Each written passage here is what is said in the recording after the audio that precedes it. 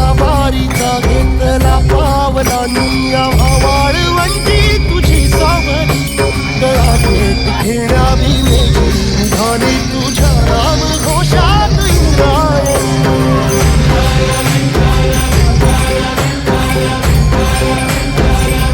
भिडे आसमंती ध्वजा वैष्णवांची उभी पंढरी आज नादावली तुझे नाव